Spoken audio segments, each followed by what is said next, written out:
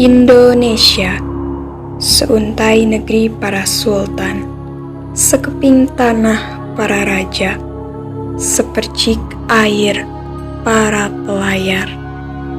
Kita adalah generasi para penerus bangsa sejati. Kitalah yang akan memahami apa arti perbedaan ini. Indonesia, inilah negeriku. Dengan kekayaan alam yang tak terhingga, membuatku bangga akan negeri ini. Dari Sabang sampai Merauke, beribu-ribu pulau, keindahan alam karya sang pencipta tergambar jelas di depan mata. Apakah kalian tega merusak hasil karya pencipta yang tak bisa tergantikan ini? Jika tidak, kalian merupakan salah satu dari 257 juta orang yang tinggal di Indonesia yang mengedepankan kebersamaan dan menumbuhkan rasa cinta tanah air. Cinta tanah air berarti menyayangi, menjaga, merawat, membela, dan rela berkorban demi apapun yang mengancam dan membahayakan tanah air. Pastinya kita sebagai warga negara Indonesia tidak ingin negara kita dijajah, direndahkan, dihina dan dirampas kekayaannya dengan hanya karena warganya tidak peduli terhadap bangsanya sendiri. Cinta tanah air merupakan cara kita untuk mencintai bangsa sendiri dengan bersedia mengabdi, memelihara persatuan dan kesatuan bangsa, dan melindungi tanah air. Kita sebagai seseorang yang menjadi bagian dari warga negara haruslah memiliki perasaan cinta tanah air dan mengimplementasikannya dalam kehidupan sehari-hari. Kita memiliki tanggung jawab yang besar dalam membangun negara. Negara kita bukanlah sekedar negara yang hanya bisa ditinggali, namun sebuah negara besar yang harus kita jaga bersama-sama hingga akhir hayat kita. Persatuan dan kesatuan harus kita jaga. Jangan mudah terpengaruh akan adanya budaya dari luar yang merusak ciri khas bangsa Indonesia. Kita tidak boleh dengan seenaknya membiarkan negara kita diganggu oleh negara lain. Perjuangan para pahlawan yang sangat besar dan susah payah membangun negara ini harus kita jaga. Setiap bangsa pasti menginginkan harkat dan martabat negaranya bisa terangkat dan tercium manis oleh setiap negara lain di dunia. Banyak di antara negara-negara maju maupun berkembang sedang berlomba-lomba dalam hal ini. Namun terkadang kondisi dan perilaku masyarakatnya sendirilah yang mengakibatkan turunnya kualitas moral bangsanya. Sangat ironis memang kalau kita melihat perilaku masyarakat kita yang bisa dikatakan jauh dari norma-norma yang ada.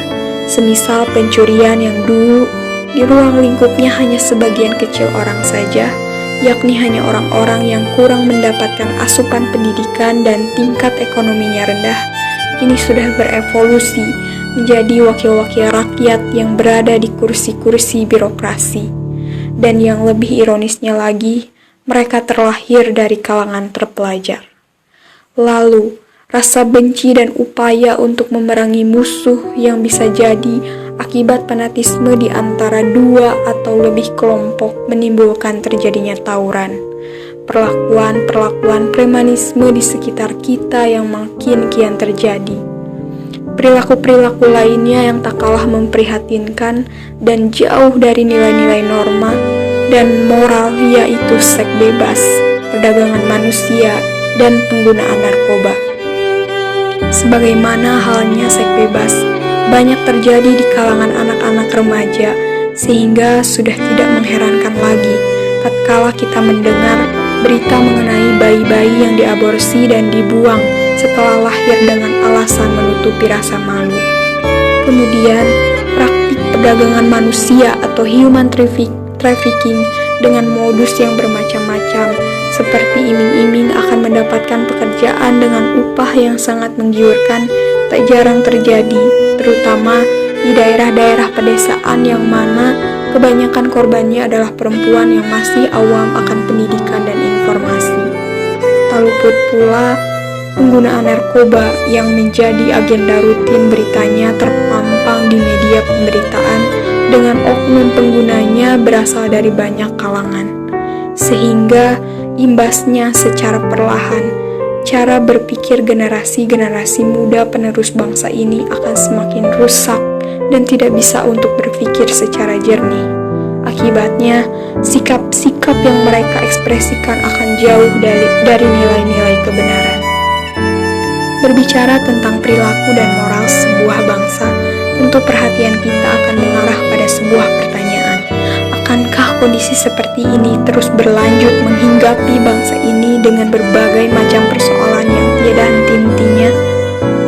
Tentunya, kita sebagai manusia yang dianugerahkan kemampuan akal yang sehat pasti akan berusaha untuk bagaimana mengubah ini semua.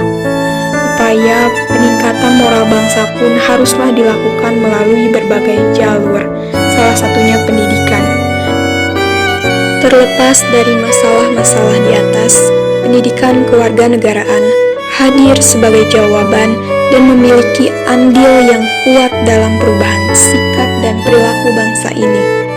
Karena pendidikan kewarganegaraan adalah wahana untuk mengembangkan kemampuan, watak, dan karakter warga negara yang demokratis dan bertanggung jawab.